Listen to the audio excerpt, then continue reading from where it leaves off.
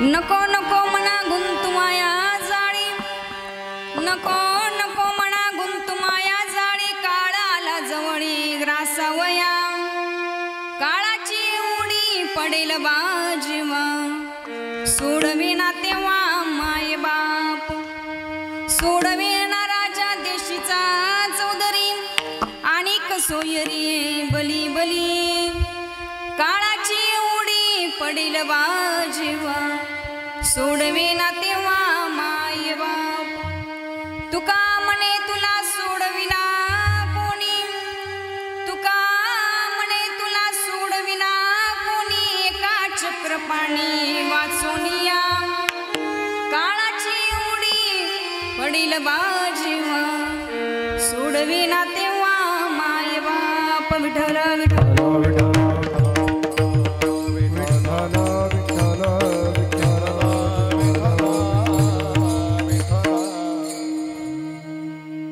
वक्रतुंड महाकाय, सूर्यकोटी समप्रभ, निर्विघ्नं कुरु मे देवा, सर्वकार्येषु सर्वदा, समचरण सरोजं सान्द्रनीलाम्बुदा, जगननीत पाणी मंडन मंडना, तरुण तुलसी माला कंदरं कंचनेत्रं, सदैवदलहासं विठ्ठलं चिन्तया,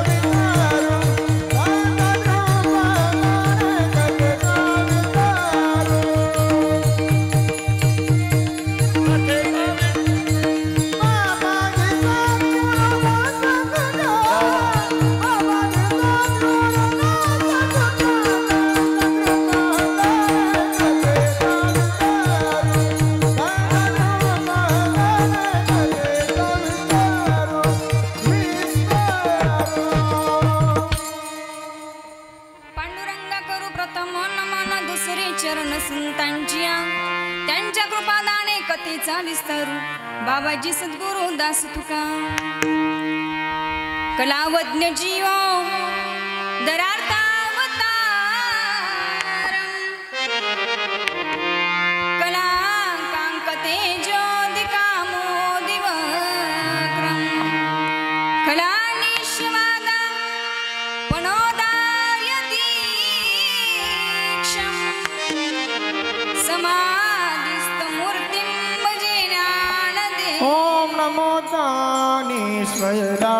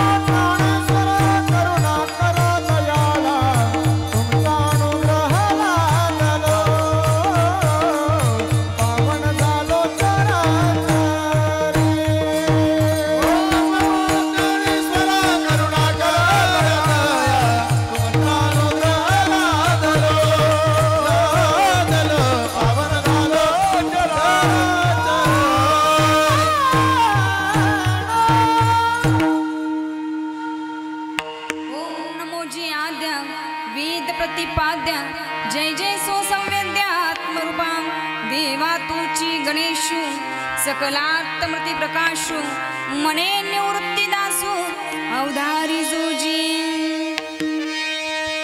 जिथे ज्ञान विज्ञान संजीव होते जिथे योग विद्येस सामर्थ्य येते जिथे मानवाला मिळे मोक्ष गाथा तुझ्या पायरीसी सदा नम्र माता नवी फूल अश्वत्थ वृक्षासाले तुझे गीतो वीस विवेद झाले तुझ्या शब्द शब्दात सायुजनाथा तुझ्या पायरीसी सदा नम्र माथा तुझ्या मंदिरी आर्त जीवास तृप्ती तुझ्या दर्शनी लोक स्वानंद घेती श्रुती धन्य जा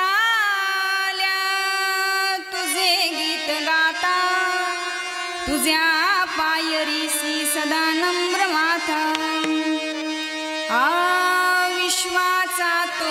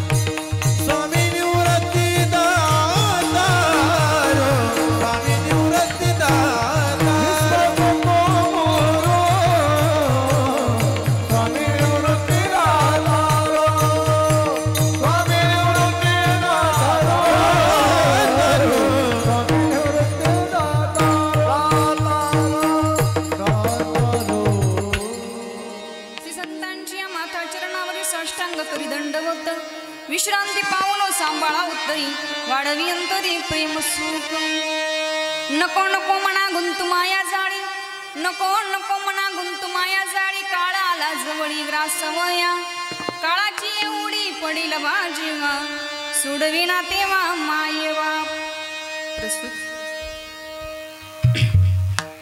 अखिल कोट ब्रह्मांड नायक पंढरीश पांडुरंग परमात्मा माऊली महाविष्णू ज्ञानोबराय यांच्या कृपा आशीर्वादाने प्राप्त प्रसंगी प्राप्त स्थळी निवडलेला अभंग जगद्वंद्य जगतसंत वारकरी संप्रदायाच्या कलस्थानी असणारे जाळवून या संसार बैसलो अंगणी असाय अधिकार संपन्न देऊचे मालक जगद्गुरु तुकोबराय यांचा 4 चरणांचा या देहातील मनाला उपदेश करणारा आजचा अभंग विठ्ठल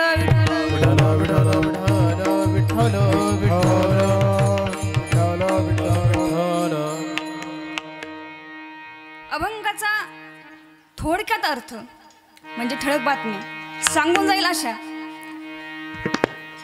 की जगद्गुरु तुकोबराय या मृत्यूलोकामध्ये अवतार घेऊन आले ते जगाला काहीतरी चांगल्या मार्गावर आणण्यासाठी।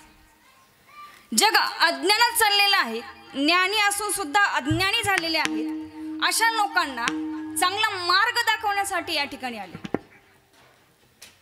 अनेक वेळी उपदेश केला, अनेक वेळी जागा करण्याचा प्रयत्न केला, पण लोकांना मात्र भगवंत काय असतो, आपण कशासाठी आलो, काय करायचं, भगवंताकडे जायचं की इथेच मरायचं हे मात्र अजूनही कळालेलं नाही।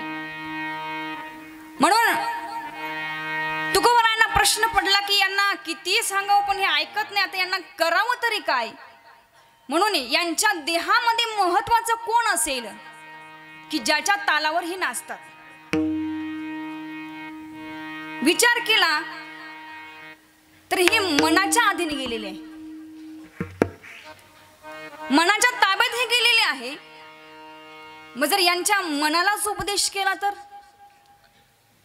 कारण या मृत्यूलोकातून जायचं असेल, तरुण जायचं असेल तो स्वतः भगवंत नावाडी आहे आणि त्याच्या नाव्यामध्ये आपल्याला बसायचंय। पण बसण्याआधी तो आज आपल्या भक्ताला बसून येतो, तो कच्चा आहे की पक्का आहे हे तो बघून घेतो आणि आपल्याच भक्ताला तो आपल्या नावेत बसवतो। पण कोणत्या भक्ताला बसवायचं आणि कुठपर्यंत न्यायचं आणि कुठे सोडून द्यायचं हे त्याच्या हातात आहे। म्हणून यांचं मन मात्र त्या भगवंताजवळ लागत नाही, म्हणून यांच्या मनाला उपदेश केला, नको नको मना गुंतू माया जाळी, या माया जाळात गुंतू नको बाबा। जरी हा मायाजाळ आहे, तुला जरी असं वाटत असेल हे सगळे माझे आहे माझे आहे माझे आहे, पण ऐक, ज्यावेळेस काळाची उडी पडेल ना तेव्हा कोणी सोबत राहणार नाही। नको नको मना गुंतू माया जाळी, काळ आला जवळी ग्रासवया, तो काळ जर आला ना त्याने जर उडी मारली ना, तू माझं म्हणत होता ना माझी मुलं, माझी पत्नी, माझी बायको, माझे सगळे सोयर सगळं सगळे तू जवळ घेतले रे आणि याच्यामध्येच गुंतत राहिला, आयुष्य तू यांच्यामध्येच घालवलं। पण ऐक, जे माता पिता तुझे प्रिय होते ती सुद्धा तुला मृत्यूतून वाचू शकत नाही रे। काळाची उडी पडेल बा जीवा, सोडवी ना तेव्हा माई बाप, तो काळ जर आला तर त्या काळातून त्या मृत्यूतून मात्र आई वडील सुद्धा वाचू शकत नाही। आणि आपल्याला अहंकार असतो कसला कसला, पैसा, धन, संपत्ती, सगळे सोयरे, असं वाटतं यांच्या सगळ्या याच्यावरती, या बलाढ्यशालीवरती आमचा वशिला राजांपर्यंत, मुख्यमंत्र्यापर्यंत, त्यांच्या पीए पर्यंत आमचा वशिला गेलेला आहे। पण ऐक, त्यांना सुद्धा मृत्यूने सोडलेलं नाही। सोडवेना राजा देशीचा चौधरी आणि कसोयरी बली बली, किती कोणाकडे किती संपत्ती असली, किती पैसा असला तर वेळेला तुम्हाला कोणीही मदत करणार नाही। म्हणून काळाची एवढी पडेल वा जीवा, सोडवे ना तेव्हा माय बाप, तुला कोणी सोडवणार नाही। जेव्हा मृत्यू येईल ना त्यावेळेस मात्र हे सगळे लांब पळतील। आपल्याला माहिती आहे कोरोनाचा काळ, जवळ कोणीच येत नाही, त्यावेळेस कळतं की आपलं आयुष्य, आपलं जीवन व्यर्थ घालवलं, ज्यांच्यासाठी करून ठेवलं तेच आपल्या उपयोगी आले नाही आणि ज्या भगवंताचं भजन करायचं होतं त्या भगवंताला मात्र विसरून गेलो। तुका म्हणे तुला सोडवी ना कोणी, एका चक्रपाणी वाचून या। अभंगाचा सरळ सरळ अर्थ विठ्ठल विठ्ठल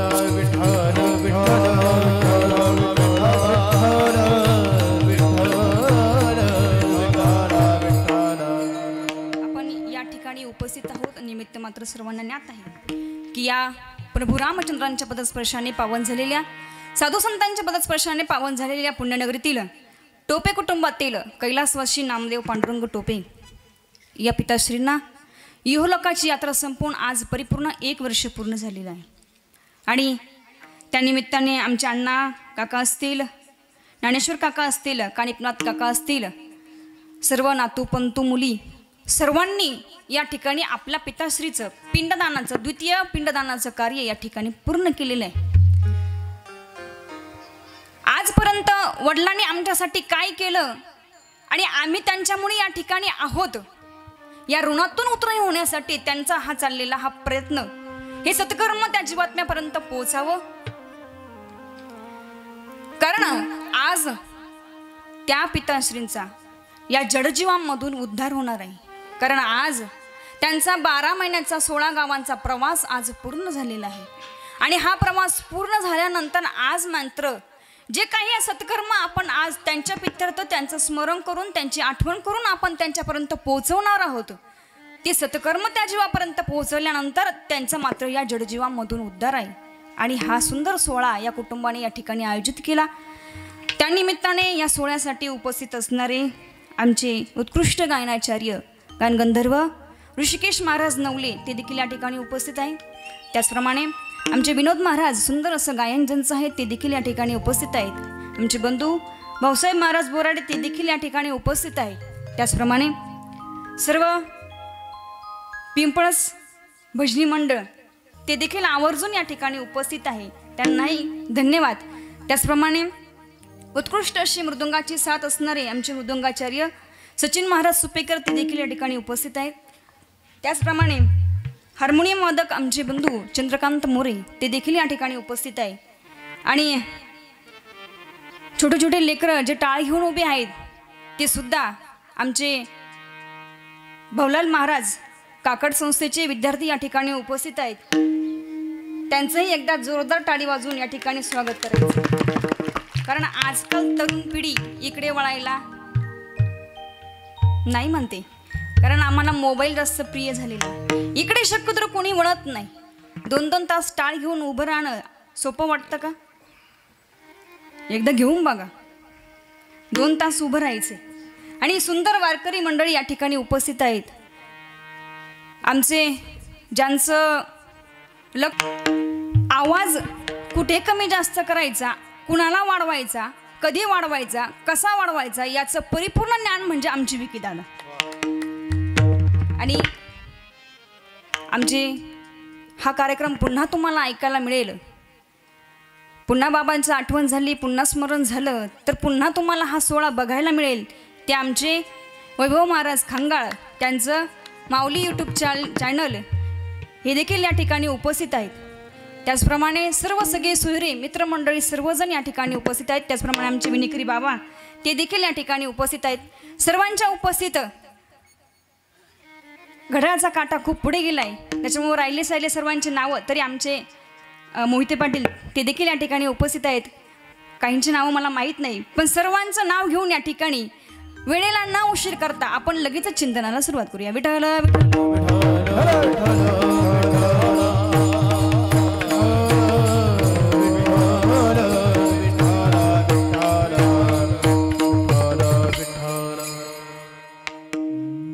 संत मंडळी या मृत्यू लोकांमध्ये अवतार धारण करून आले का? कारण जगाला कुठेतरी सन्मार्ग दाखवायचे, जगाला अज्ञानातून बाहेर काढायचे. म्हणून जगद्गुरु तुकोबरायांनी सुद्धा या जगाला ज्ञान दिलं. नवे ते जरी अवतार कार्य पूर्ण करून गेले तरी त्यांचं शास्त्र पुराण आपल्याला सांगतं, नका जाऊ वडराणी ऐसी गरजती पुराणी. त्यांचं शास्त्र, त्यांचं पुराण आपल्याला सांगतं की बाबांनो चुकीच्या मार्गाला जाऊ नका. कारण तुम्ही चुकीच्या मार्गाला गेला तर तुमचा उद्धार होणार नाही. तुमचा उद्धार होणार नाही. तुमचा उद्धार कुठं होणार आहे यासाठी वेळोवेळी समाजाला जाग करण्याचा प्रयत्न केला, या देहाला जाग केलं. आपण अनेक अभंग बघतो. आता जागा रे बाईनो, आता जागा रे बाईनो, आता जागा रे बाईनो, जागा, आता जागा रे बाईनो, जागा, आता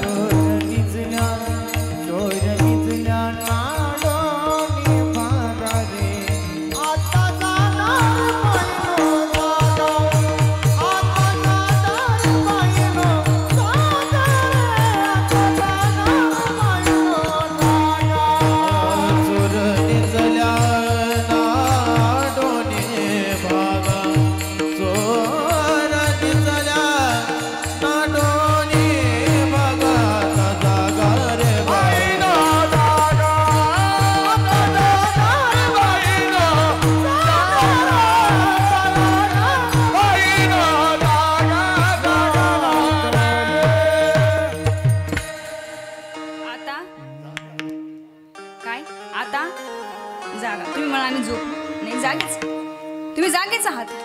या देहाला जागा करण्याचा प्रयत्न केला. एवढंच नाही, उठा उठा साधू संत साधा आपुलेहित, जाईल जाईल हा नरदेह मग. वेळोवेळी जागायला केलं. उठा जागे वारे आता, स्मरण करा पंढरीनाथा, भावी चरणी ठेवा माता. सुखवी व्याथा जन्माचा, जागे वारे आता, स्मरण करा पंढरीनाथा, भावे चरणी ठेवा माता. सुखवी व्यथा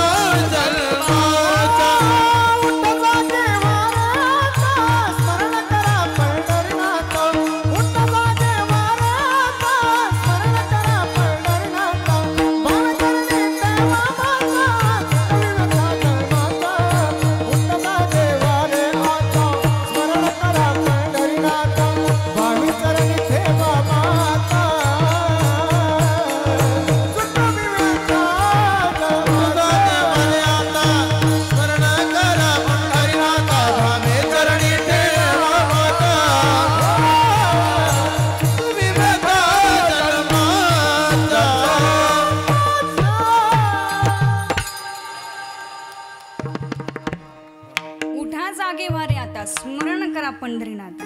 तुम्हाला हा फेरा चुकवायचा असेल तर जागवा.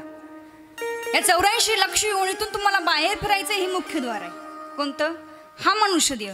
म्हणून या जनाला, या समाजाला जागा करण्याचा प्रयत्न केला. का? ऐक रे जना तुझ्या स्वहिताच्या खुणा. ऐक, तुझं हित कुठे आहे ते बघ. तुझं हित बघ, कारण ते हित तू साध्य केलं तर तू साध्यापर्यंत पोहोचणार आहे. पण तुझ्या जीवनात साध्यच नसेल आणि नुसतं आपण म्हणतो ना, आला आणि वजी वाहून, अशी आपली गत होऊ नये. कमीत कमी साध्यापर्यंत आपल्याला पोहोचता आलं पाहिजे. म्हणून या जगाला, या समाजाला, या जनाला उपदेश केला. पण मात्र कुणीही त्या भगवंताचं स्मरण करायला, कुणीही त्या भगवंताचं भजन करायला तयार पाठीमागे भगवंताचं भजन करायला तयार बोला ना आहे नाही. म्हणून अशांना तुकोबरायांनी शिव्या दिल्या. काय? न ऐकती किती सांगो तरी नाही ऐकती पटकी.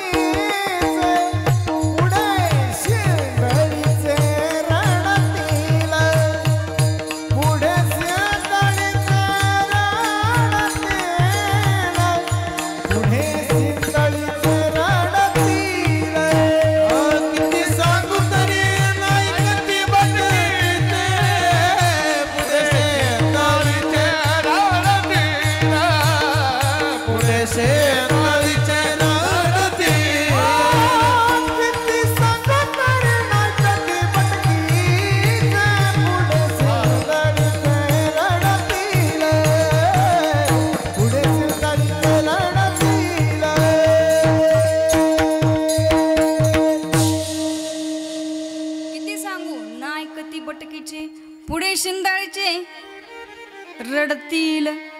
कोण? जे ऐकत नाही ते. मग आपण समजायचं ह्या शिव्या कोणाला दिल्या. कीर्तन आपल्यामध्ये उतरायचं. आपण त्यात बसतो का? महिला मंडळ पाठीमागे आपण त्याच्यात बसतो का? काय सांगितलं तुकोबरायांनी? जे ऐकत नाही ते कोण आहे? आता ऐकलं. अशांना तुकोबराय म्हणतात. किती सांगावं तरी यांना कळत नाही. शेवटी यांच्या पायाला लागल्याशिवाय गत्यंतर नाही. लागून या पाया विनवितो तुम्हाला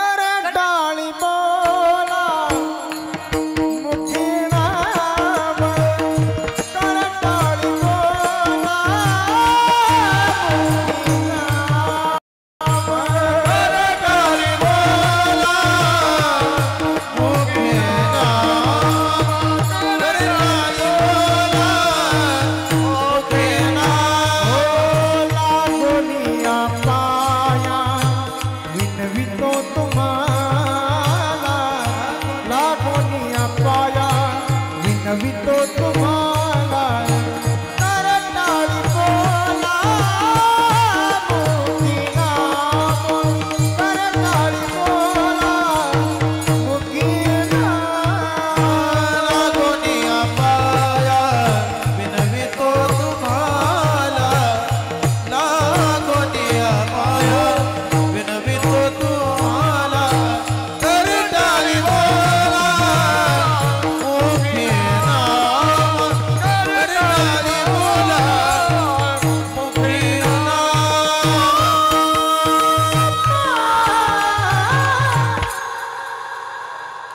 करटाळी बोला मुखी नाम विठ्ठल विठ्ठल मना वेळोवेळा हा सुख सोहळा स्वर्गी नाम. जसा आज हा सुंदर सोहळा या ठिकाणी आपण बघतोय ना,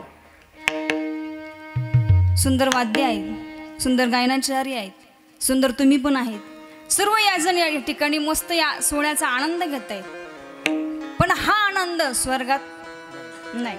म्हणून स्वर्गीचे अमर इच्छिता ती देह मृत्यूलोकी व्हावा जन्मामा. त्यांना असं वाटतं या मृत्यूलोकामध्ये यावं का, कारण इथं पंढरपूरची वारी आहे, इथं त्र्यंबकची वारी आहे, इथे भगवंताचं भजन करता येतं हे त्यांना कळतं. पण इथं जन्माला आलेल्यांना मात्र कळत नाही. म्हणून तुकोबराय म्हणतात, अरे या देहाला किती समजावं कळत नाही, आता काय करावं. यांच्या देहामध्ये कोणता इंद्रिय महत्वाचा आहे की या इंद्रियाच्या आधारे तो नाचतो.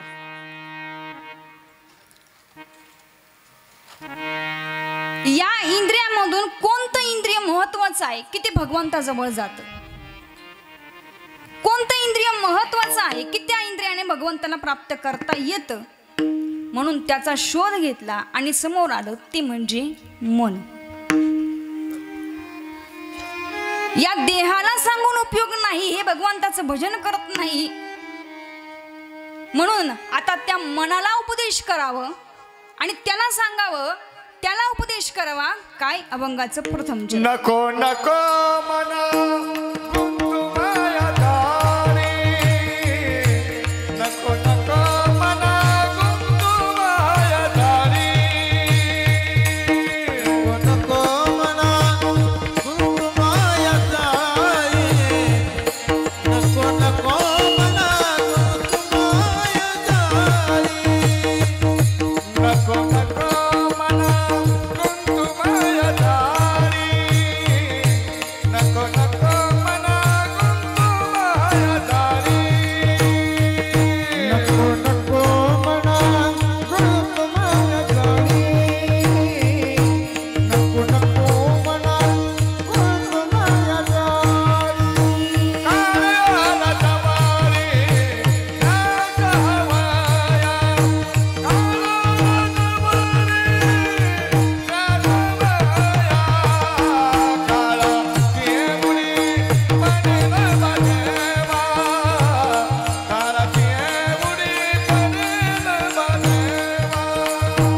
काळ्याला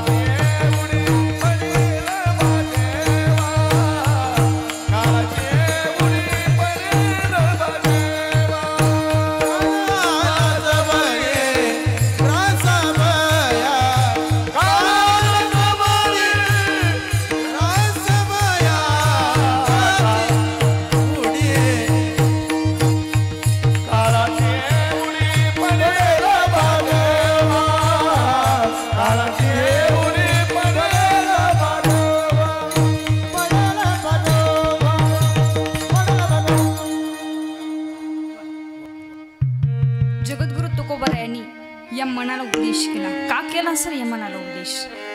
काय आहे हे मन, कुठे आहे हे मन? शोध लागला नाही. इंद्रिय आपल्याला सांगता येतील, आपल्या देहामध्ये इंद्रिय किती आहे, कुठे आहे हे सांगू शकतो.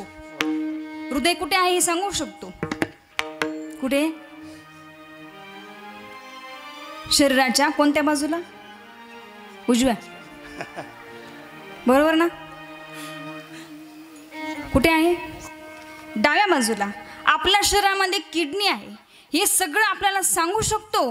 पण मात्र मन नावाची चीज कुठे आहे या शरीरामध्ये ती मात्र सांगू शकत नाही.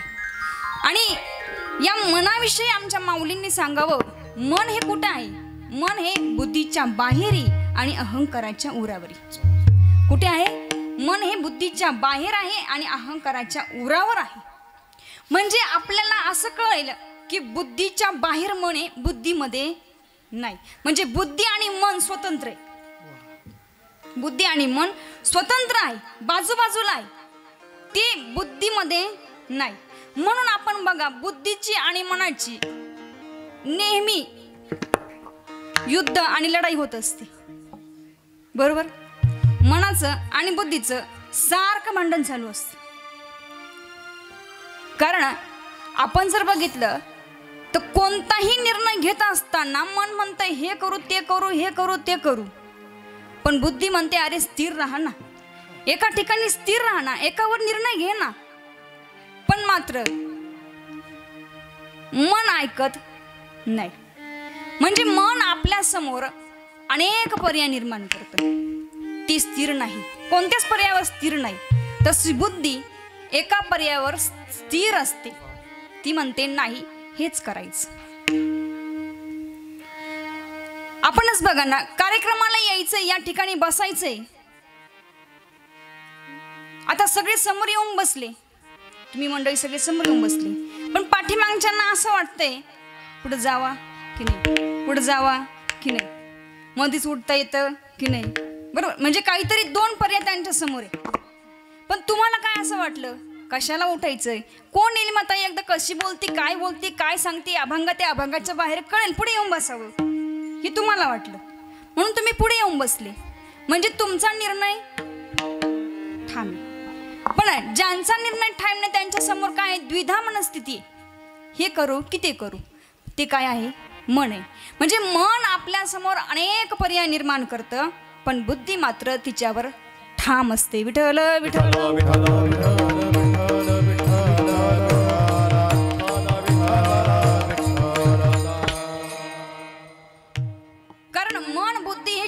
चित्तकरणाचे चार भाग आहेत, अंतकरण आहेत. या अंतकरणाचे मन, बुद्धी, चित्त आणि अहंकार हे चार भाग आहेत. माऊलीच म्हणतात बुद्धी आणि मन, चित्त अहंकार हन, हे चतुर्विध चिन्ह अंतकरणाचे.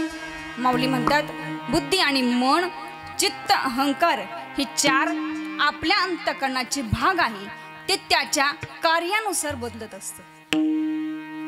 म्हणून या मनाला सुद्धा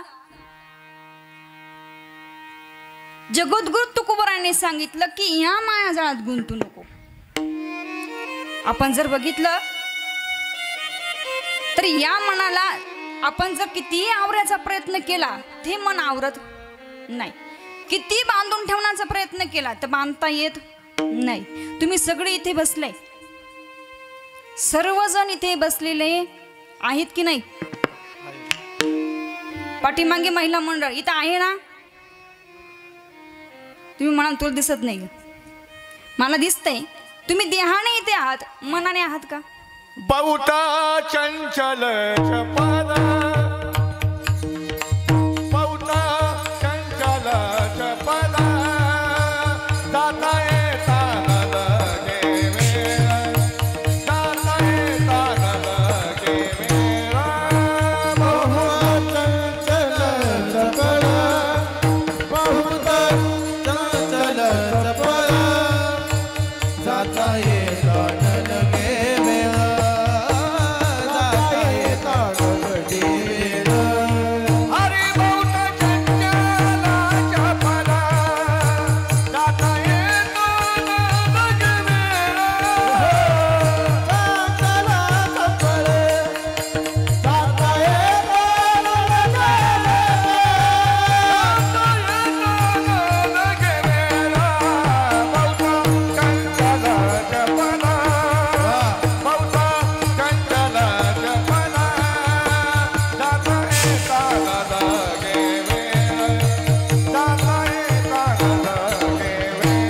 बहुता बहुता चंचल चपला, बहुता चंचल चपला, जाता येता न लगे वेळा, जाता येता न लगे वेळा. चंचल चपळ, जाता येता न लगे वेळ. किती चपळ आहे बघा ना, इथं बसतं पण किती घरी जाऊन येतं. कांदे लावायला बाय आले, रोप उपटायचंय, बागाची थिनिंग चाललेली आहे, बसले इथे, पण मन बागात जाऊन आलं, बाहेर मांग फिरून आलं, कांद्याची गही नीट ओढते की नाही, पातळ लावते की दाट लावते, बसले इथे, मन कुठे गेलं? मन वडाय वडाय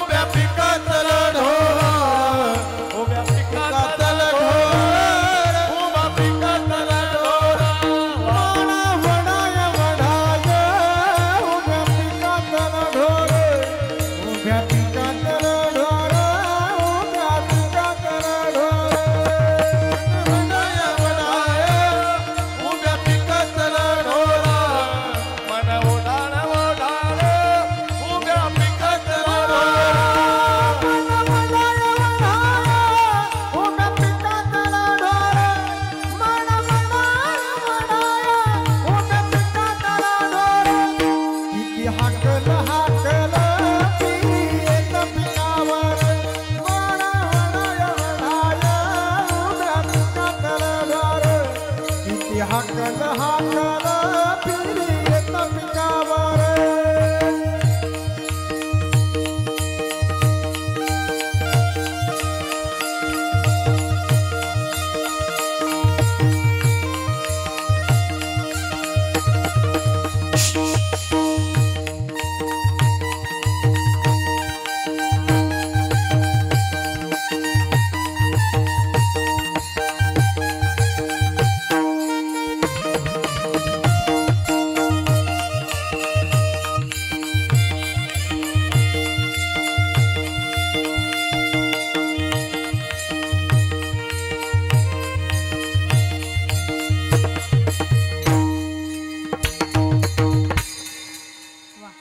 आमच्या बहिणाबाईंनी गोड वर्णन करावं. आमच्या बहिणाबाई काय म्हणतात, मन पाखरू पाखरू याची काय सांगू मात, आता होत भुईवर गेलं गेलं बायात. गोड वर्णन बहिणाबाईंनी केले. बहिणाबाई म्हणते, अरे अरे इचू साप बरा याले उतारे मंतर.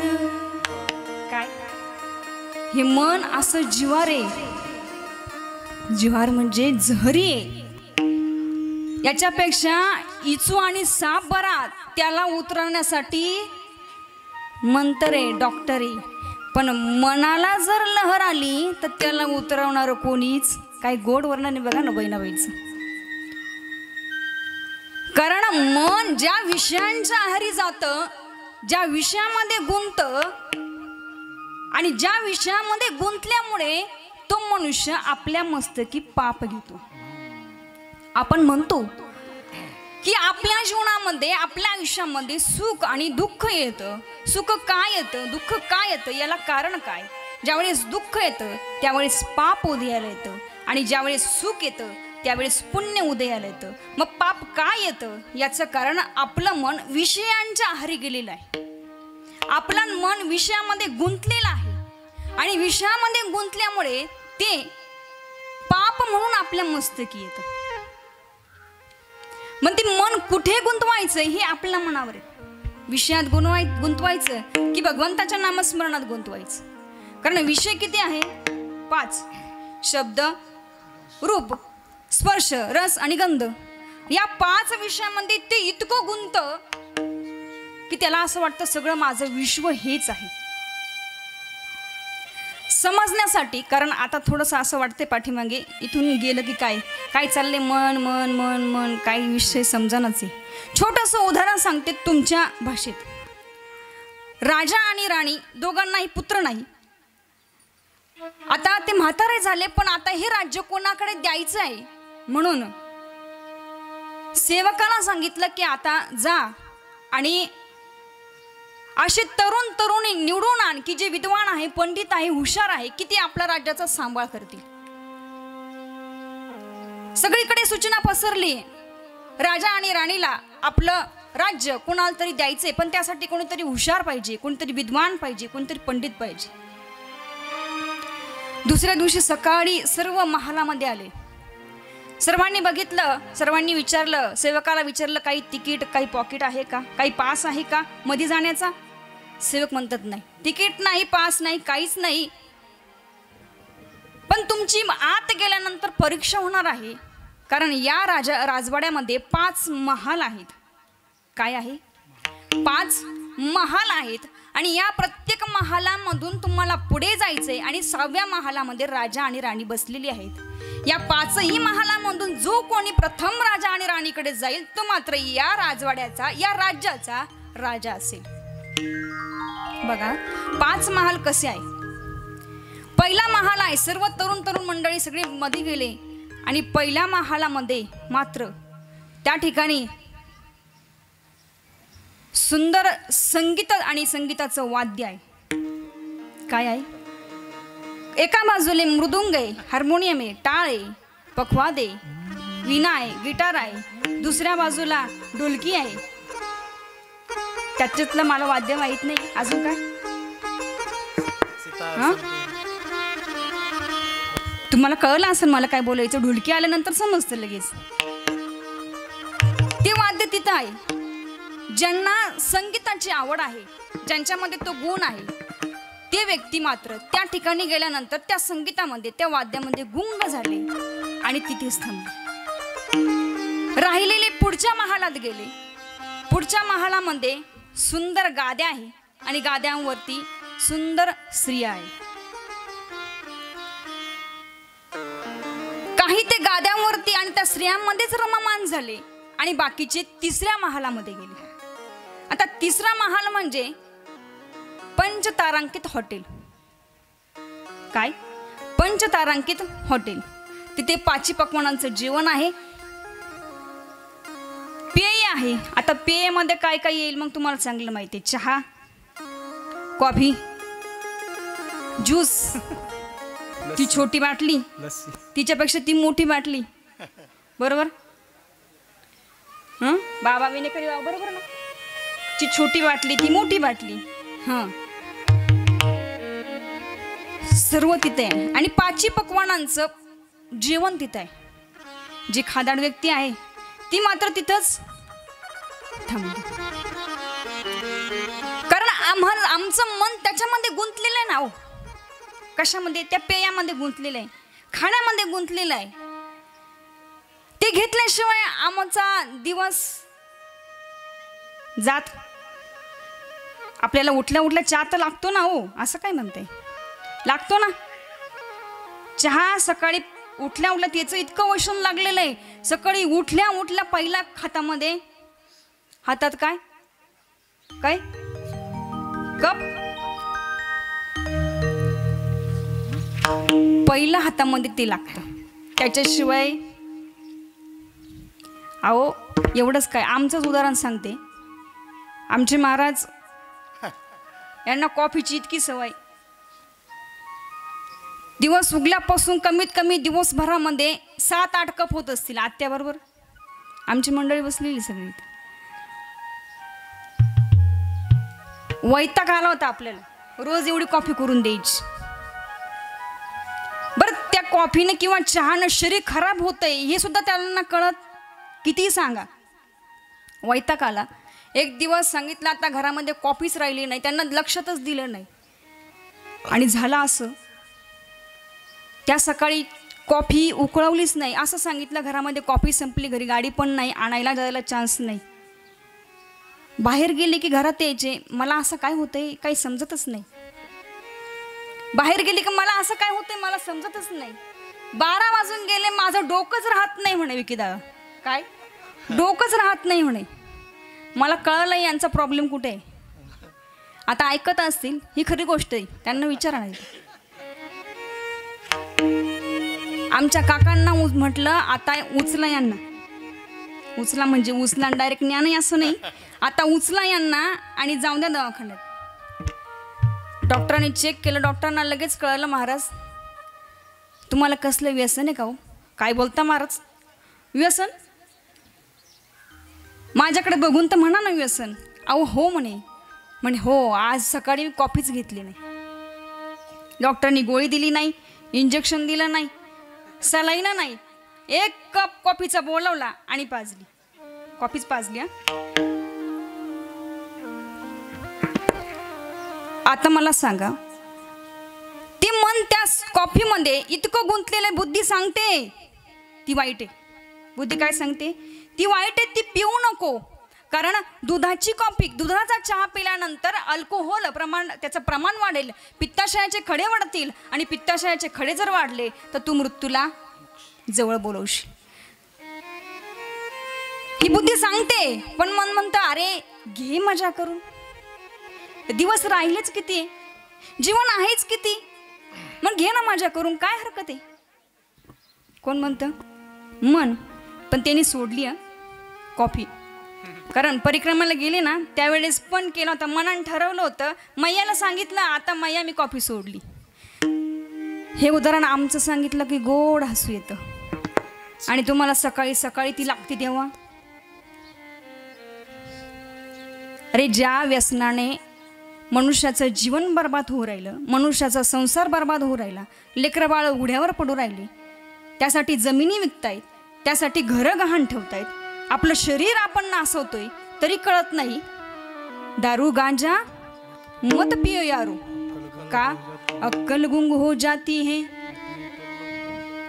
का आपल्याच पदरचे पैसे आपण खर्च करतोय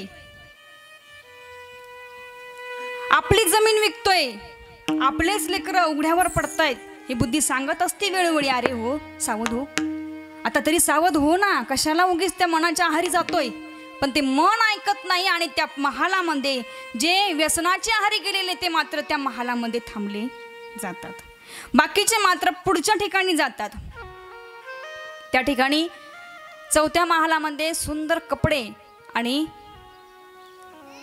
सुंदर दागिने काय सुंदर महिला मंडळ काय दागिने आमचा आवडता छंद दागिने आमचा दिवाळी जर झाली तर बोनस भेटतो बोनस झालं आम्ही म्हणतो आजपर्यंत तुमच्या पायावर पाय देऊन तुमच्या पाठीमागे काम केलं हो पण तुम्ही मला एवढंसं सुद्धा केलं नाही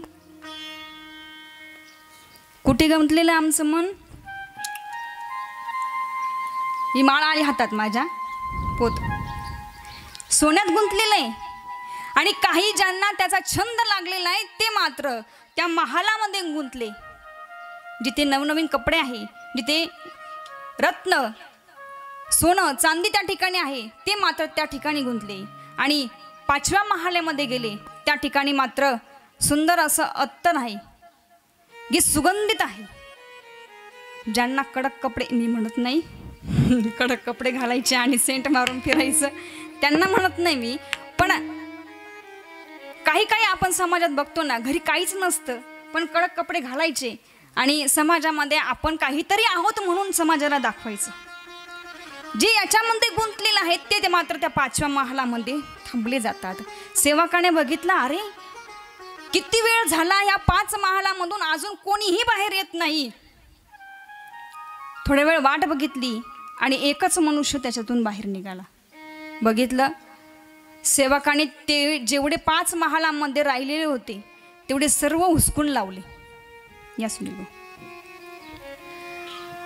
5 महालामध्ये जे थांबलेले होते सेवकाने सगळे हुसकवून लावले आणि एकच मनुष्य आलेला होता तो राजा आणि राणीपर्यंत पोहोचला माझा या कथेतून सांगण्याचा उद्देश असा आहे की हे 5 महाल म्हणजे 5 विषय आहेत आणि मनुष्य या विषयामध्ये गुंग झालेला आहे हे मन त्याच्यामध्ये लावतो आणि आपल्या आयुष्याचा परिपूर्ण नाश करून घेतो विषयाचे सुख ते वाटे गोड, पुढे अवघड यमदंड, पुढे अवघड यमदंड. विषयाचे सुख ते वाटे गोड, पुढे अवघड यमदंड, पुढे अवघड यमदंड. विषयाचे सुख येथे वाटे गोड,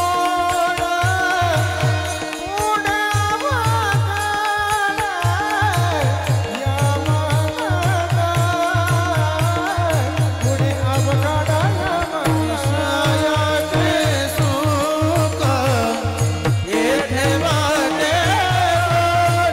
विषय आहेत आणि या विषयामध्ये प्रत्येक मनुष्य रमलेला आहे गुंतलेला आहे या मनाच्या आहारी गेलेला आहेत आणि त्या ठिकाणी गुंतून बसलेला आहेत पण राजापर्यंत एकच व्यक्ती गेला जो विद्वान होता पंडित होता शहाणा होता हुशार होता ज्ञानी होता तो या विषयामध्ये गुंतलाच नाही तो एकटाच तिकडे गेला सेवकाने बघितलं यांना सर्वांना हुसकवलं माझा सांगण्याचा मुद्दा हा राजा राणी म्हणजे भगवंत आहे राजा राणी म्हणजे भगवंत आहे 5 महाल म्हणजे 5 विषय आहेत आणि सेवक म्हणजे यम आहे कोण आहे सेवक म्हणजे यम आहे जे या विषयामध्ये गुंतले त्यांना मात्र यम घेऊन जात असतात विषयांचे सुख येथे वाटे गोड पुढे आहे अवघड यमदंड मग त्या विषयामध्ये गुंतल्यानंतर त्या जीवाला येथेच यावं लागतं इथेच मरावं लागतं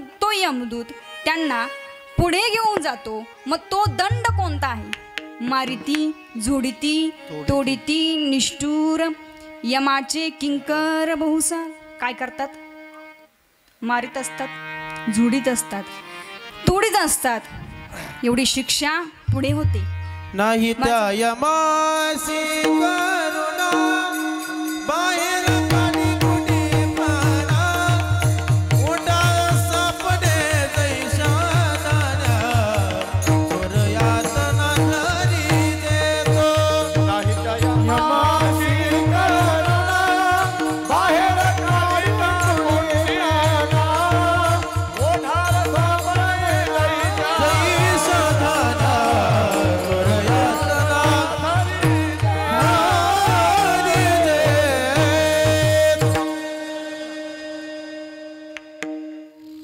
त्या ठिकाणी गुंतल्यानंतर यम त्यांना ओढून नेत असतात, मारित असतात, झुडत असतात.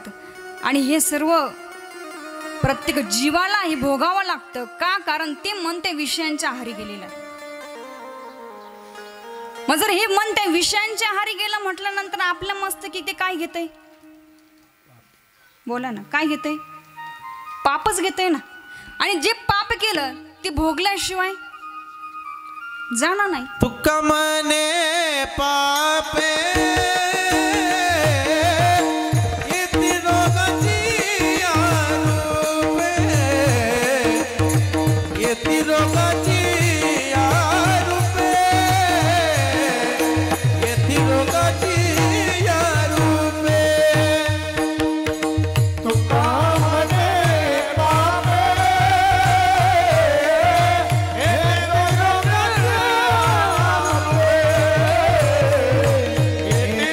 रोगाची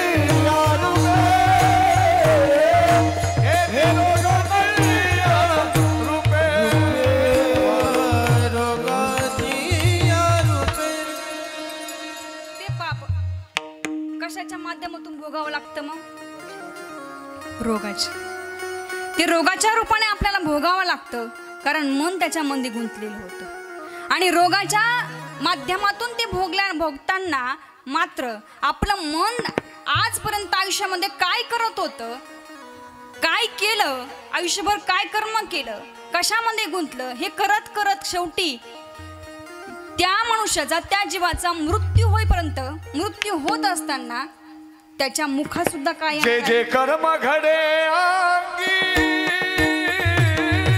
ते ते आठवे प्रसंगी हो ते ते आठवे प्रसंगी ते ते आठवे प्रसंगी जे जे कर्म घडे अंगी ते ते आठवे प्रसंगी ते ते आठवे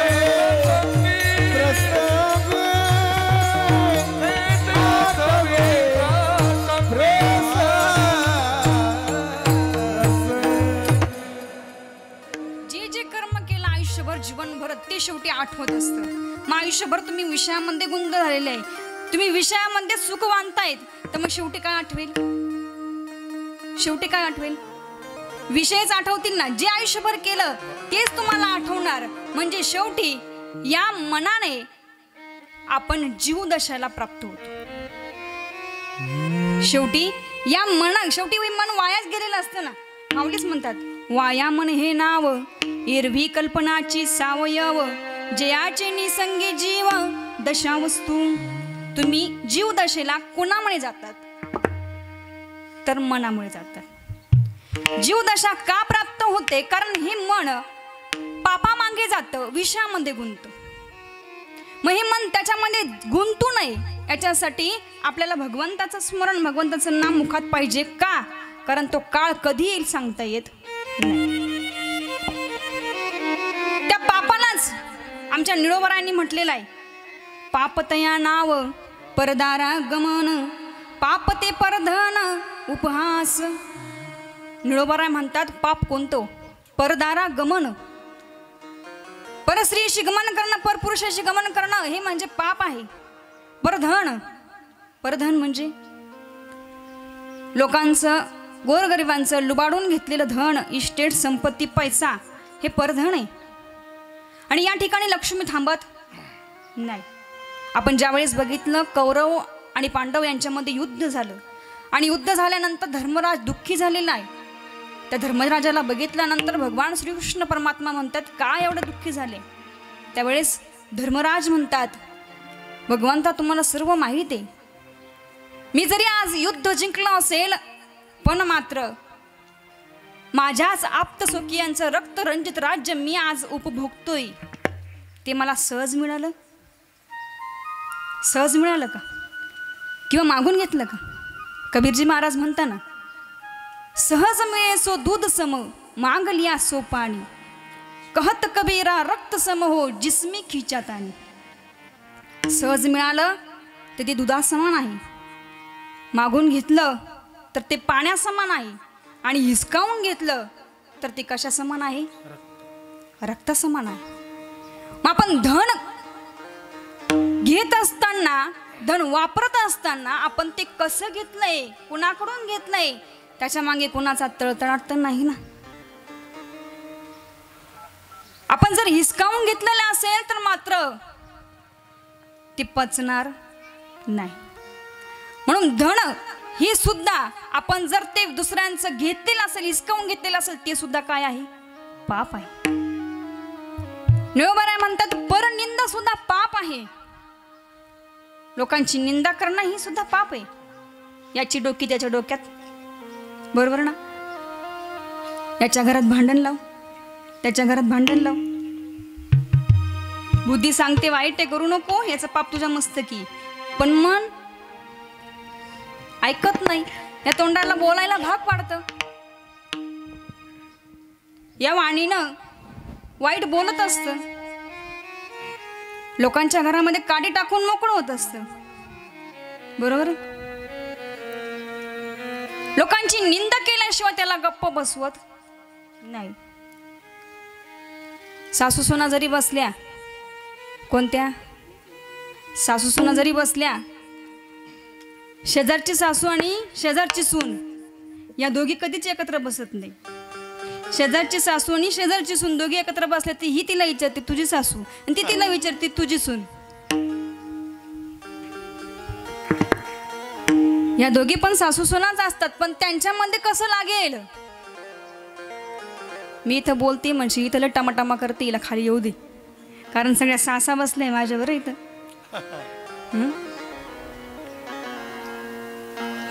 माझा सांगण्याचा मुद्दा, मन हे वाईट निंदा करत असतं.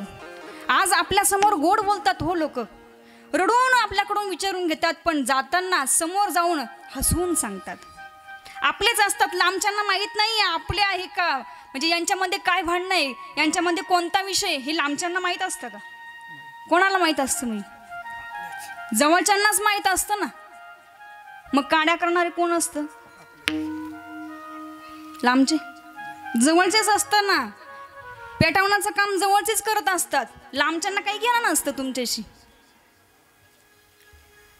म्हणून निंदा करताना, कारण बघा, गेलेला शब्द आणि गेलेला क्षण पुन्हा कधीच येत नाही. म्हणून आपण काय बोलतोय, कोणाची निंदा करतोय, एकदा विचार करून करावी. कारण तोंडातून गेलेला शब्द हा जर वाईट असेल, समोरच्याची निंदा करत असेल, पण समोरचा जर चांगला असेल, तर असं म्हणू नका की तो आपल्याकडे लक्ष देत नाही. त्याच्या मागे त्याची तळमळ आहे. आणि कुणाची जर तळमळ असेल, माझी या तळमळे याचे होईल वाटोळे. काय? कोणाची तळमळ, निंदा केली कोणाची, तर त्याविषयी आपल्या मनामध्ये, त्या समोरच्याच्या मनामध्ये जर तळमळ असेल, तर तो तुम्हाला काही आशीर्वाद देणार नाही. तो काय म्हणेल? याचं होईल वाटोळे. म्हणून निळोबाराय म्हणतात ते सुद्धा पाप आहे हो. आणि ते पाप कोण करतं? मनच करतं ना. बुद्धी नाही करत. बुद्धी ठाम असते, बुद्धी सांगत असते वेळोवेळी, हे चुकीचं आहे, हे बरोबर आहे, हे सांगत असते, पण मन मात्र ऐकायला तयार नाही. कारण मन या देहाचा पाटील आहे. कोण आहे? या देहाचा पाटील आहे. आणि हा पाटील म्हणतो मी जसं सांगल तसं ऐकायचं. ते बाकीच्या इंद्रियांना सांगत असतं इथेच बस, तिथे गेल्यानंतर हेच कर, हे ते मन त्या इंद्रियांना सांगत असतं. आणि इंद्रिय तसे वागत असतात. मनाजी पाटील देह गाव, मनाजी पाटील देह गावीचा विश्वास धरू नका त्याचा. मनाजी पाटील देह गावचा विश्वास धरू नका त्याचा. हा घात करील नेमाचा,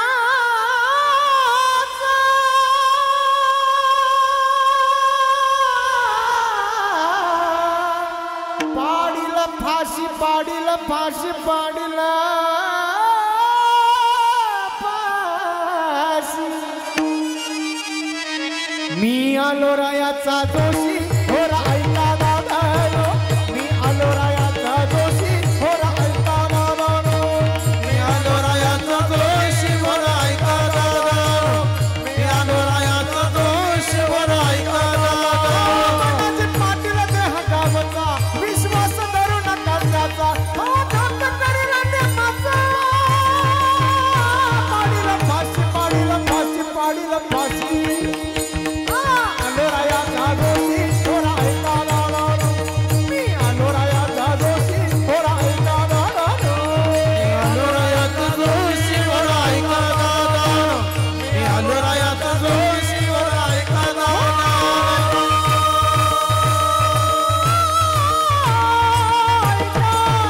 ऐका दादा दादा.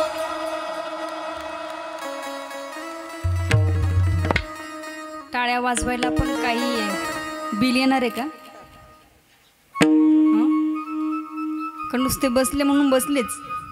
अहो, एवढं गायन सुंदर असल्यावर नंतर टाळ्या पाहिजेच ना. आपण नाही वाजवायचं तर कोणी वाजवायचं? मनाजी पाटील देह गावाचा विश्वास धरू नका याचा. का? कारण तो कधी घात करील सांगता येत नाही. घात करील नेमाचा, पाडील हा फाशी. कधी फाशी देईल तुम्हाला, कुठे फाशी देईल सांगता येत नाही. म्हणून याच्यावर मात्र विश्वास ठेवू नका. या विषयांच्या आहारी जाऊ नका. विषयांच्या आहारी गेल्यानंतर पापमस्तक येणार आहे. पापमस्तकी आल्यानंतर संसारामध्ये भोगावं लागणार आहे. आणि संसारामध्ये भोगल्यामुळे जीवदशा जैसे जाचे कर्म तैसे फळ देतो ईश्वर. जैसे जाचे कर्म तैसे फळ देतो ईश्वर. जैसे जाचे कर्म तैसे फल देतो ईश्वर. जैसे जाचे कर्म तैसे फल देतो ईश्वर. जगी जीवनाचे सार घ्यावे जाणून सत्वर. जगी जीवनाचे सार घ्यावे जाणून सत्वर.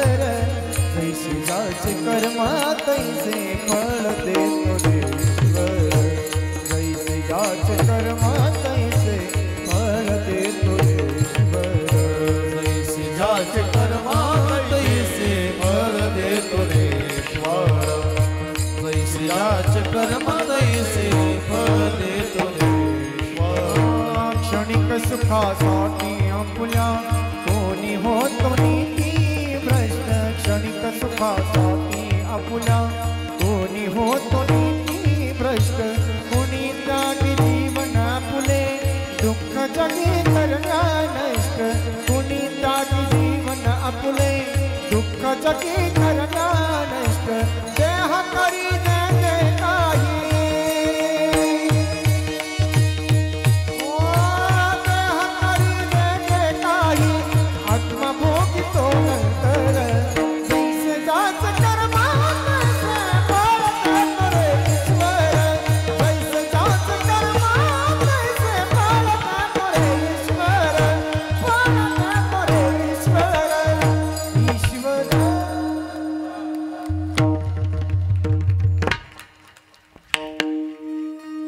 कारण मी आधीच सांगितलं ना, मन हे वाया गेलेलं आहे. वाया गेलं म्हटल्यानंतर काम चुकीचं करणार आहे. काम चुकीचं केल्यानंतर ते भोगायला येणार आहे. बरोबर? मग जर हे मन चुकीच्या कारणांच्या ठिकाणी लावलं तर मात्र तुला एक दिवस काळ घ्यायला येणार. काळ कोणाला सोडतच नाही. पण मात्र जो पुढचा प्रवास आहे तो मात्र भयंकर असणार आहे. तिथे यम मारणारे झोडणारे. पण तुम्हाला असं वाटायला असेल का आमच्याकडं आमचे सगळे गणगोत, पैसा, धन, संपत्ती याच्या पुढे मृत्यू काय हो? काय? आमच्या आईवडिलांकडे खूप पैसा आहे. त्या पैशांच्या जोरावरती आम्हाला त्या मृत्यूला विकत घेता येईल. पण ते सुद्धा वाचू शकत नाही. अभंगाचं दुसरं चरण. काळाची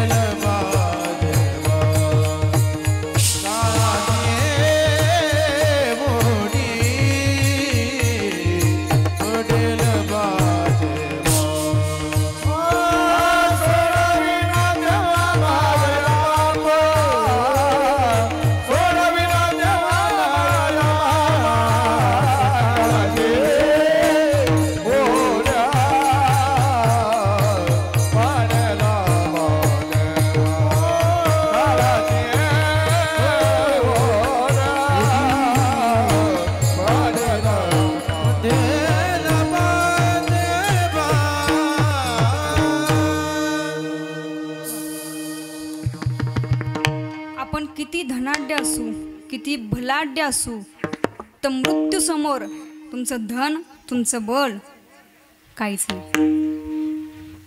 किती पैसा असेल, आज या ठिकाणी सर्वजण उपस्थित आहेत. यामधून माझा एक प्रश्न असा आहे की कोरोनाच्या काळामधून जे क्वारंटाईन होते आणि वाचले असे कोण आहे ते? सुनील भाऊ सोडून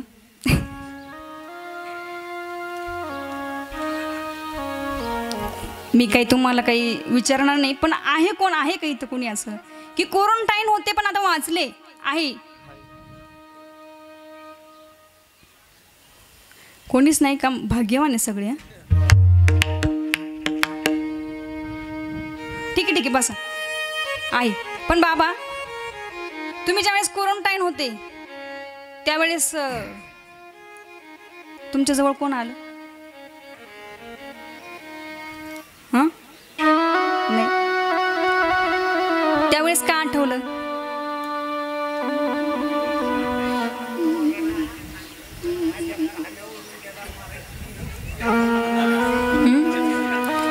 काय आठवलं? आजपर्यंत मुलांसाठी आमच्या ताईसाहेब सुद्धा इथं बसलेले.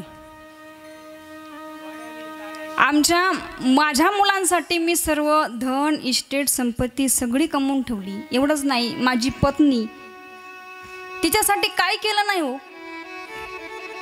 पण ज्या वेळेस आपण क्वारंटाईन झालो त्यावेळेस मात्र आपल्या जवळ कोण आलं? नोहे दूजा हा परिवार, नोहे दूजा हा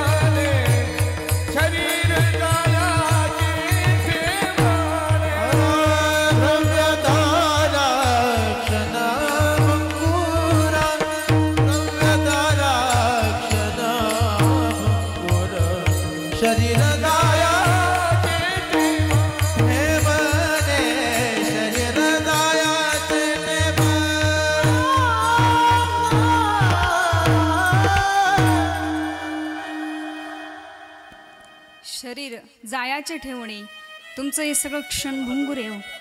धन असेल, पुत्र असू द्या, धन दारा पुत्र जन सर्व मिथ्या हे जाणून शरण रे गा देवास. हे सगळं काय आहे? मिथ्या आहे. वेळोवेळी साधू संतांनी आपल्याला सांगून ठेवलेलं आहे. आणि ज्यावेळेस आपल्यावर भित्तीने त्यावेळेस कळतं हे सगळं क्षणभंगुर आहे. पण आजपर्यंत त्यांच्याच मध्ये गुंतत होतो ना. तिथून लांबून सांगतात, बाबा रे तुझ्याकडे पाहून कस तरी वाटतं रे, पण काय करावं, आई वडील म्हणतात ना. पण जर तू गेला तर तुझ्या पत्नीकडं आणि मुलांकडे कोणी बघावं, असं कोणी म्हणायचं? आई वडिलांनी. पत्नी आली का पत्नीला म्हणायचं, अहो तुम्ही जर गेले तर मुलांकडे कोणी बघावं, ती जवळ येत नाही. मुलं म्हणतात बाबा तुमचं राहिलंच काय, गेले तरी काय हरकत, कोण आहे तुमचं? शेवटी कोणीच येणार नाहीये का? मग हे सगळा मायाजाळ, माय बाप असू द्या, पत्नी असू द्या, मुलं असू द्या, ही शेवटी स्मशानभूमीपर्यंत या देहातून, सूक्ष्म देहातून स्थूल देह बाहेर निघाला, प्राण निघाला की याला 3.5 तासाच्या आत बाहेर काढणार आहे. का काढा काढा म्हणती याचा झाला भूमी वार. आता काढा म्हणते याला, उचला. रडत रडत स्मशानभूमीमध्ये नेणारे, बडागणी नावाचा अग्नी डाग देणारे, फिरविला घट फोडीला चरणी, महावाक्य ध्वनी, बोंब झाली, बोंब मारली जाईल आणि बोंब मारून सर्वजण त्या ठिकाणून परत येणार. कोणी नाही ते सांगा, कोणी नाही ते सांगा, कोणी नाही ते सांगा, कोणी नाही ते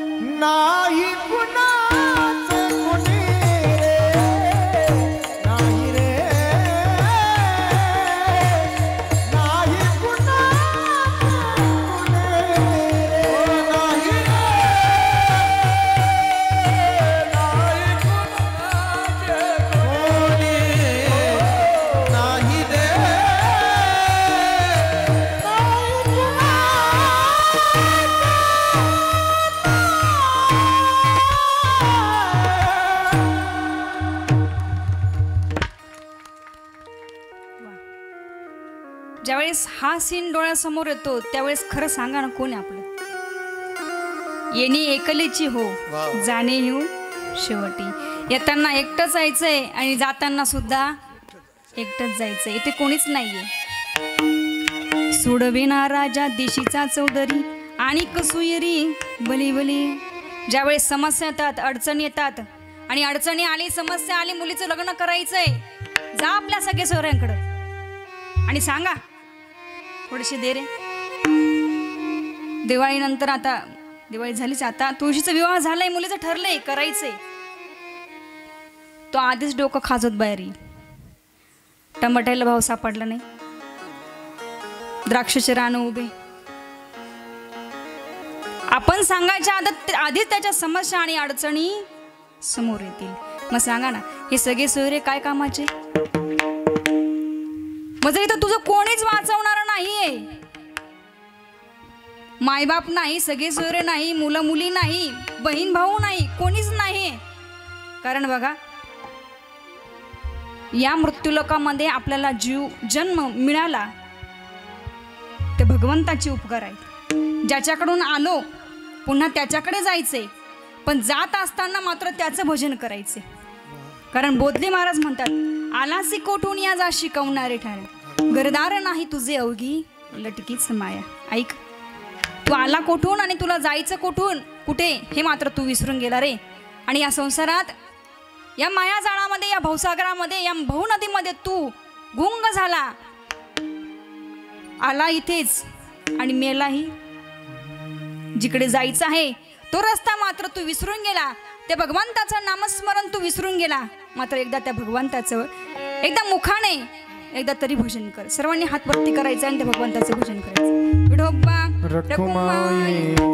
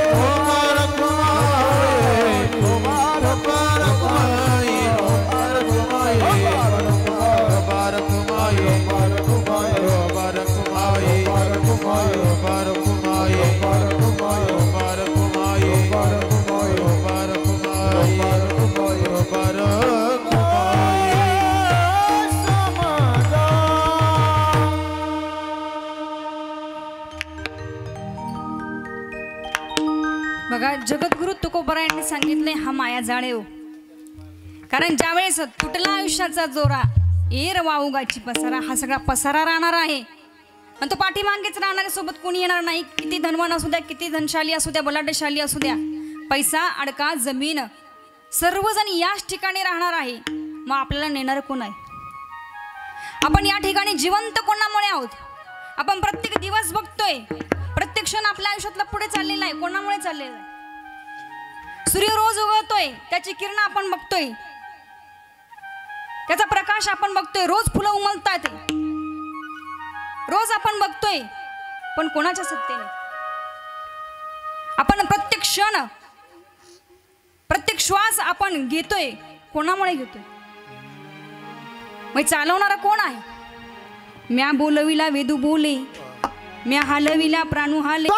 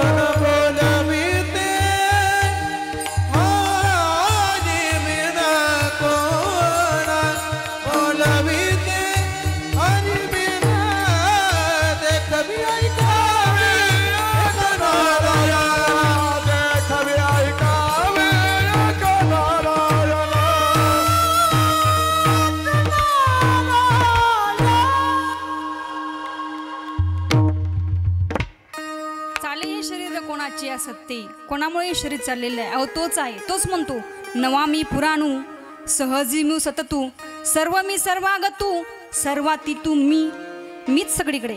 नवा मीच होतो, पुराणा मीच आहे, पुढे मीच आहे, चालवणारा मीच आहे, सगळीकडे मीच आहे, पण मलाच विसरून गेला. अरे तुम्हाला वाचवणारा फक्त तो एकच आहे. कोण? तुका म्हणे तुला सोडविना कोणी, एका चक्रपाणी वाचून या. तुला तो भगवंत सोडवणार आहे, पण ऐक, तो सोडवेल कधी? तो आपल्या नावेत बसून घेईल कधी? ज्यावेळेस आपण त्याचे भक्त होऊ. पण आपण आपल्या मुखामध्ये कधी भगवंताचं भजन येत नाही, आपण कधी भक्ती करत नाही. अशांना माऊली म्हणतात, माझी भक्ती विन जळो त्याचे जे आले, पण आगा पृथ्वीवरी पाषाण नसती काय. अरे त्याला काडी लागो जर तो माझं भजन करत नसेल. अरे दगड नाही का अशा पृथ्वीवर? मग दगडातून आपल्यात काय फरक राहिला? जर आपल्या मुखात भगवंताचं भजन नसेल. आणि ज्याने भक्ती केलेली आहे तो मात्र आपल्या नावेत बसून घेणार आहे, कारण तो म्हणतो माझं ऋण त्याच्यावर आहे, त्याचं ऋण माझ्यावर आहे, आणि त्याच्या ऋणातून मला उतराय व्हायचे. म्हणून भगवंत म्हणतात, माऊली स्वतः ज्ञानेश्वरीमध्ये सांगतात, ती ऋणवी पण देखोणी अंगी जणी उत्तीर्ण द्वा लागी, भक्ताची आत्तनु त्यागी परिचर्या करी, देह वैकल्याचा वारा जणी लागेल या सुकुमारा, मनोनी आत्मबोधाची या पांजरा सुयेतया ते. भगवंत म्हणतो अरे त्याचं ऋण आहे माझ्या डोक्यावर. आयुष्यभर त्याने भजन केलं, आयुष्यभर नामस्मरण केलं, आता मात्र त्याचा देह कुठे पडू दे. त्याचा देह कुठे जरी पडला तरी त्याचं रक्षण करण्याचं काम मी स्वतः करतो.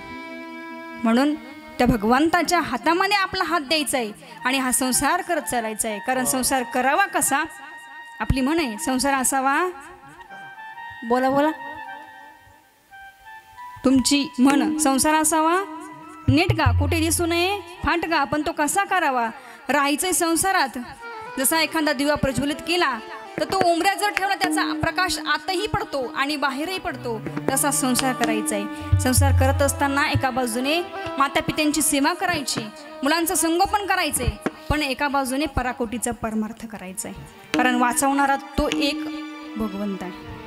म्हणून जगद्गुरु तुकोबरा या ठिकाणी या मनाला उपदेश करतायत. नको नको मना गुंतू माया जाळी, काळ आला जवळी ग्रासवया, काळाची एवढी पडेल बा जेव्हा, सोडवेना तेव्हा माय बाप, सोडवेना राजा देशीचा चौधरी, आणि कसोयरी बली बली, काळाची एवढी पडेल बा जेव्हा, सोडवेना तेव्हा माय बाप, तुका म्हणे तुला सोडवी ना कोणी, एका चक्रपाने वाचोनिया. या ठिकाणी जगद्गुरु तुकोबरा यांनी या मनाला उपदेश केला.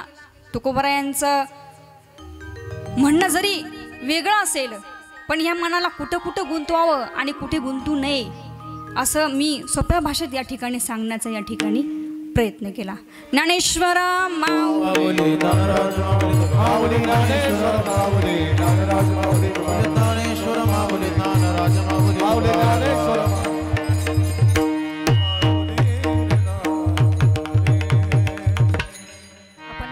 उपस्थित आहोत. निमित्त मात्र सर्वांना ज्ञात आहे की या टोपे कुटुंबातील कैलासवासी नामदेव पांडुरंग टोपे आमचे बाबांना जाऊन आज 1 वर्ष परिपूर्ण झालेलं आहे. आणि त्यांच्या कारण बाबांचं कार्य म्हणजे जितपत आम्हाला माहीत आहे, कारण आमच्या आजीबाई या लेकरांना लवकर सोडून गेले, पण मायेचं आणि पित्याचं दोन्ही कर्तव्य मात्र बाबांनी पूर्ण केलं. कारण त्या काळचे दिवस म्हणजे आमच्या ताई आहे तिथे नुसतं कोटमगावला जर यायचं म्हटलं तर बैलगाडी घेऊन येणार किंवा पायी येणार, पण आल्यानंतर आपल्या स्वतःच्या सख्या लेकीकडे नाही जाणार, आधी आमच्या बाईकडे येणार. कारण आमच्या सासूबाई आणि ताई ह्या दोघी सख्या जावा. आधी आल्यानंतर आधी ही माझी मुलगी आहे हिच्याकडेच गेलं पाहिजे असं नाही. ती जरी जाऊ असली पण ती सुद्धा माझीच मुलगी आहे. आधी आमच्या बाईंकडे येणार, नंतर ताईंकडे जाणार. जुने लोक असे होते. माझीच मुलगी आहे म्हणून आमच्या बाईला दिवाळी असो रक्षाबंधन असो प्रत्येक वेळेस आमच्या बाईला पहिला निरोप त्यांचा असायचा, नंतर स्वतःच्या लेकीला असायचा. 4 मुली आहे. या मुलींना आणि मुलांना गोरगरिबात मायेचा हात, मायेची ममता देऊन वाढवलं. कारण एक बाप आई नाही होऊ शकत, पण तरी आई झाले आणि आईची माया ममता त्यांनी दिली. सगळेजण म्हणत होते तुम्ही विवाह करा, बाबांना म्हणत होते तुम्ही दुसरं लग्न करा, पण बाबांनी नाही ऐकलं. दुसरं लग्न करून काय करू, हे लेकरं वाऱ्यावर सोडू. आणि दुसरं विवाह न करता त्यांनी स्वतः जमीन घेतली. त्यावेळेचा तो काळ होता. आपण जर अजून 10 वर्ष मागे गेलो तर अक्षरशः वाडवडिलांचं जर आपण बघितलं तर घालायला चप्पल व्यवस्थित नाही, जर घालायला कपडे व्यवस्थित नाही, अशा अवस्थेत या लेकराबाळांना वाढवायचं. तरी पण हे लेकरबाळ वाढवले आणि त्या लेकीसुद्धा, कारण लेक म्हणतात कोणाला, जी आपल्या गरीब बापाची कधीच इज्जत बाहेर जाऊ देत नाही, तिचं नाव लेक असतं. मला किती सासूरवास झाला तरी मी माझ्या बापापर्यंत एक शब्द न सांगणार, अशा या सर्व लेकी आहे. त्यांचे दिवस जर काढले तर मलाच इथे रडू येईल. कारण आमच्या लासलगावच्या, आता मला वाटतं त्या नाशिकला आहे आत्या, त्यांनी जर ते चांदवडला आहे, त्यांनी जर एवढे जर सासूरवास काढलाय, एवढा जर सांगायचा म्हटलं तर अक्षरशः रडू राहणार